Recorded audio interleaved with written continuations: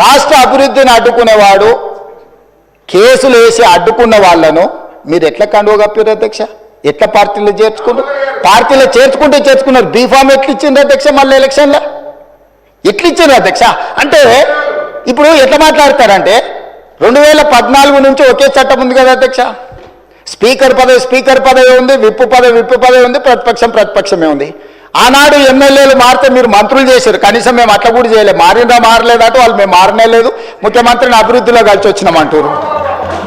మీరు మంత్రులు చేసిన వాళ్ళు డిస్క్వాలిఫై కాలేదు, ఉప ఎన్నికలు రాలేదు. బాజాబ్తో గవర్నర్ దగ్గర పోయి మంత్రులే చేసి 5 ఏళ్ళు మంత్రి, 10 ఏళ్ళు, ఒక ఆయన 8.5 ఏళ్ళు, మా అక్క 4.5 ఏళ్ళు మంత్రి చేసింది. ఎన్నడూ ఉప ఎన్నికలు రాలే. కానీ ఇప్పుడు ఉప ఎన్నికలు వస్తాయి, వచ్చే వారమే ఉప ఎన్నికలు అంటారు అధ్యక్ష. ఎట్లా వస్తాయి అధ్యక్ష? చట్టం మారలే, న్యాయం మారలే, స్పీకర్ ఆఫీసు సేమే ఉంది, పాలకపక్షం ప్రతిపక్షం అట్లనే ఉంది, రాజ్యాంగం అసలే మారలేదు.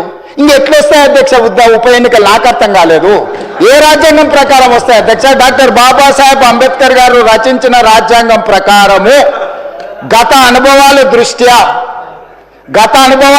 ఎప్పుడు కూడా పార్లమెంట్ ప్రాక్టీసెస్ అండ్ ప్రొసీజర్స్ అని ఉంటాయి అధ్యక్ష. చట్టంలో గ్రే ఏరియా ఉన్నప్పుడు గతంలో ఎలాంటి విధి విధానాలను ఆచరించారు, సాంప్రదాయాలు ఎట్లున్నాయని చూస్తారు అధ్యక్ష.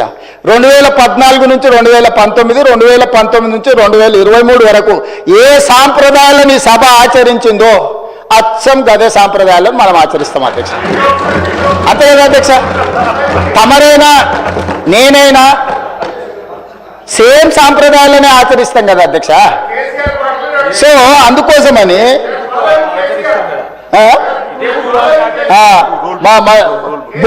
రూల్ బుక్ కూడా మారలే అధ్యక్ష. బుక్ కూడా ఇదే ఉంది. బుక్ వారు రాసిందే అధ్యక్ష.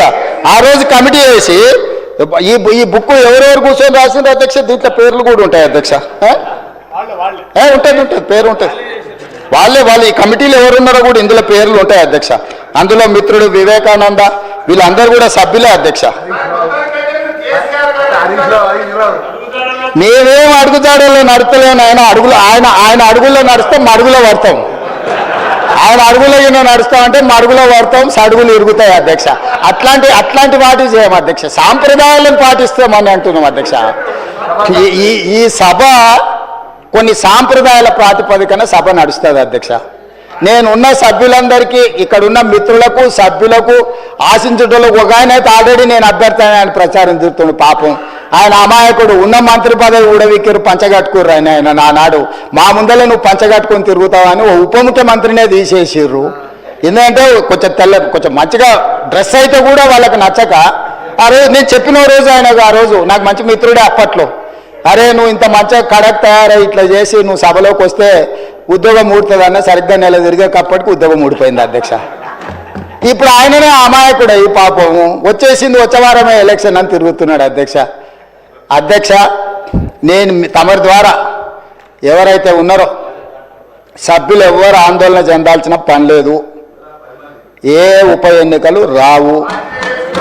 వారి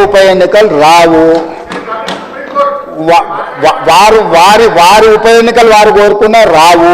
ఎందుకంటే ఒకవేళ వారు ఎటొచ్చినా ఏ ఉప ఎన్నికలు రావు. అక్కడ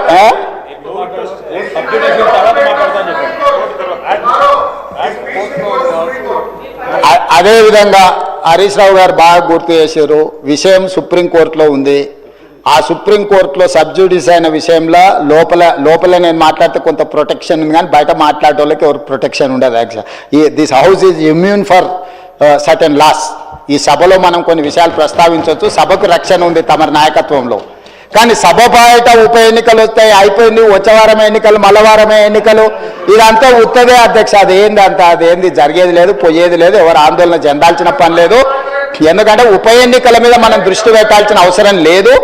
అభివృద్ధి మీద నేను ఎందుకు ఇవన్నీ విషయాలు చెప్తున్నా అధ్యక్ష తమరి ద్వారా అంటే, మా దృష్టి ఎన్నికలు ఉప ఎన్నికల మీద లేదు. మా దృష్టి రాష్ట్ర అభివృద్ధి మీద, రాష్ట్ర సంక్షేమం మీద, రాష్ట్రానికి పెట్టుబడులు తీసుకురావాలని, తద్వారా ఉద్యోగ ఉపాధి అవకాశాలు కల్పించాలని, శాంతి భద్రతలను కాపాడాలని, ఈ రాష్ట్రంలో ఎవరైనా తప్పులు చేస్తే వాళ్ళ పట్ల కఠినంగా వ్యవహరిస్తామని చెప్పడానికే ఈ అన్ని విషయాలు నేను ఇక్కడ ప్రస్తావించిన అధ్యక్ష.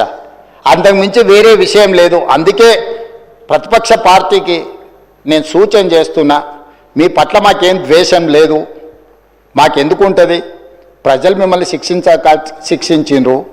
ఇప్పుడు మీరు ఒక బాధ్యతతో కూడుకున్న సలహాలు సూచనలు ఇవ్వండి, తప్పకుండా వాటిని అమలు చేస్తాము.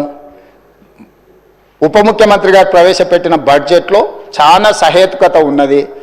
మిగతా విషయాలు, చట్టాలు, సాంప్రదాయాలు మా శ్రీధర్ బాబు గారు అనుభవజ్ఞులు, ఎప్పటికప్పుడు బుక్ చూపిస్తూనే ఉన్నాడు, విషయాలు చెప్తూనే ఉన్నాడు.